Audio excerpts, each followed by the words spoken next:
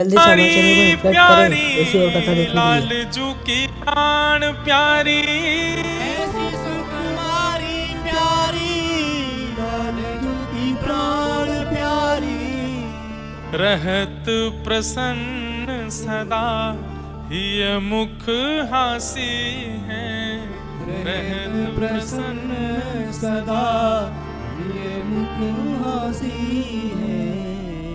श्री हितध्रुवदास जी ने जो किशोरी जी के यहाँ लक्षण बताए हैं,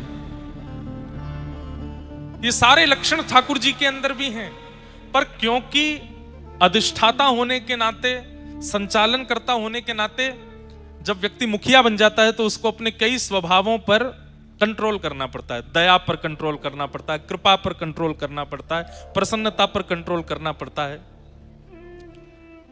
आपके नीचे 100 लोग काम करते हैं तो आपको जानबूझ करके क्रोध करना पड़ता है, जानबूझ करके हंसी रोकनी पड़ती है, जानबूझ करके थोड़ा कृपा दया को नजरअंदाज करना पड़ता है। लेकिन ठाकुर जी मन में विचार करते हैं कि मैं इतना कंट्रोल नहीं कर सकता, मुझे कृपा करनी है, मुझे आनंदित होना है, मुझे प्रसन्न रहना है, मुझे प्रसन्न हंसना है, मुझे सदा नृत्य करते रहना है, पर जगत उत्थान के लिए मत छेड़ो भाई, मैं ज्यादा नहीं कर सकता कुछ।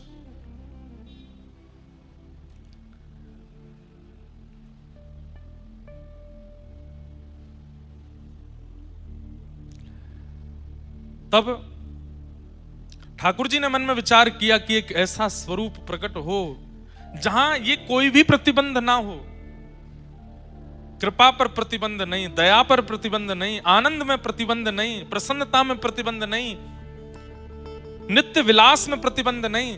तब ठाकुर जी के हृदय का जो ये आह्लाद है, यही घनीभूत रूप धारण हुआ। और ठाकुर जी ने जैसे स्वयं को प्रतिबिंब में देखा उस समय, तभी देखा तप्त कांचन गौरांगी श्री राधे वृंदावनेश्वरी, सामने प्रतिबिंब में किशोरी जी दिखने लगी। ठाकुर जी ने वही स्वरूप वहीं स्थिर कर दिया और श्री वृषभानु गोप के यहाँ बरसाने में ठाकुर जी का ही प्रतिबिंब स्वरूप, ठाकुर जी का ही आनंद स्वरूप, ठाकुर जी का ही दया कृपा करुणा और आह्लादनी स्वरूप श्री राधा रानी का प्रादुर्भाव हो गया, श्री किशोरी जी प्रकट हो गए। इसलिए हमारे व्रज में इतना कहते हैं कि किशोरी जी कृपा बहुत करती हैं, ठाकुर जी कृपा कम करते हैं। नहीं, ठाकुर जी पुरुष हैं और पुरुष रूप में होते हुए विश्व के अधिष्ठाता, इसलिए उनको थोड़ा कहीं न कहीं अपने आप को छुपाना पड़ता है। मां ज्यादा दया कर देती है, लाड़ कर देती है, पिता को तो कभी कभी बच्चों के आगे स्ट्रिक्ट बनना पड़ता है। जय हो महाराज जी, विराज। तो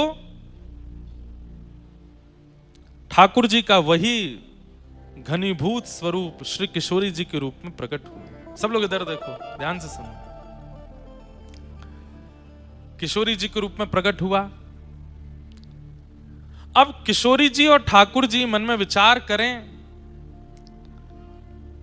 रसिक जनन को सुख देवे काजे, हम आप जैसे भक्तन को सुख देवे के काजे कुछ लीला संवरण होना चाहिए।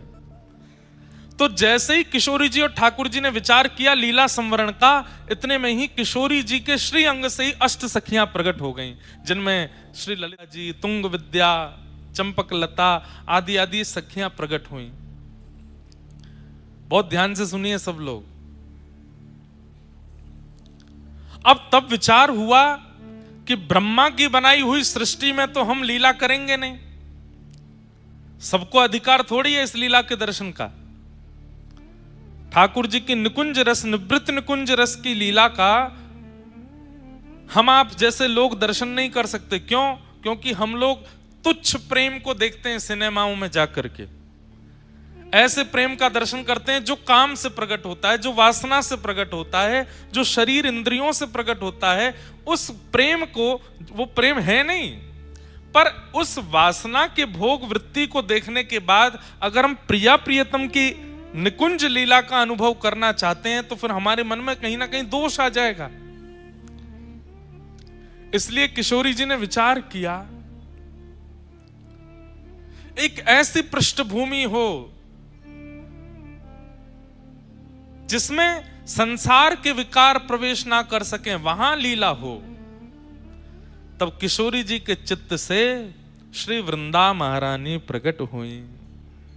बोलो वृंदा महारानी की जय। वृंदा महारानी प्रकट हुई और उन्हीं वृंदा महारानी ने तुरंत किशोरी जी से प्रार्थना की, हे महारानी, सब लोग इधर देखो, यहां देख लो, लोग तो आते जाते रहेंगे, आप ये कथा सुन लो, सब जगह नहीं मिले ऐसी सुनवे को। वृंदा महारानी प्रकट हुई किशोरी जी के चित्त। अच्छा, ठाकुर जी और किशोरी जी जो विचार करते हैं वो प्रकट होता चला जाता है। ठाकुर जी विचार करें कि यहाँ सुंदर पर्वत श्रृंखला हो तो पर्वत प्रकट हो जाते हैं। ठाकुर जी सोचें कि यहाँ पे या वृक्ष में सेब लग जाए तो वो बबूल को वृक्ष हो, वामू सेब लग जाएगा। ठाकुर जी की चिंतन से सब लीलाएं होती हैं। तो किशोरी जी ने विचार किया, ऐसी भूमि हो, ऐसा सघन वन हो जहां सबके प्रवेश का अधिकार ना हो और प्रिया प्रियतम सखियां सहचरियां नित्य विलास कर सकें। तब वृंदा महारानी प्रकट हुई और वृंदा महारानी ने कहा, हे श्यामाजू, मुझ पे कृपा करो, आप आज्ञा करें तो मैं दिव्य रूप धारण करके सघन वन बन जाऊं और जहां आप और श्री श्याम सुंदर दोनों लीला विहार करें। तब श्री नित्य गोलोक धाम में श्री वृंदा महारानी ही निकुंज वन के रूप में प्रकट हो गई, जहां प्रिया प्रियतम विहार करते हैं। जैसे ही ठाकुर जी को बैठवे को मन है जाए तो सुंदर वृंदा महारानी आ जाती हैं, ठाकुर जी बैठ जाते हैं। ठाकुर जी को ने गर्मी लगन लगे तो श्री वृंदा महारानी ही वहां पर आज्ञा करती हैं, बादल प्रकट हो जाते हैं, सुंदर शीतल वायु व्यार बहने लगती है। ठाकुर जी को धूप लगे तो श्री वृंदा महारानी निकुंज बनकर के ठाकुर जी के सामने आ जाती हैं, प्रिया जी की सेवा में आती हैं। श्री प्रिया प्रियतम के नित्य विहार के लिए श्री वृंदा महारानी प्रकट हो गई और प्रकट होकर के भूमि रूप में, वायु रूप में, वृक्ष रूप में, वल्लरी रूप में, सब रूपों में वृंदा महारानी प्रकट हो गई। इसलिए हमारे वृंदावन की उपासना में श्री वृंदा यानी कि तुलसी देवी की उपासना प्रधान है, क्योंकि इनकी उपासना किए बिना निकुंज का अनुभव नहीं हो सकता। जो निकुंज है ही है, इनके भीतर ही ठाकुर जी रमण करते हैं। अब जब ठाकुर जी गोलोक धाम में हैं तब तो सब आनंद है, लेकिन अब ठाकुर जी को पृथ्वी पर आना है लीला संवरण करने के लिए।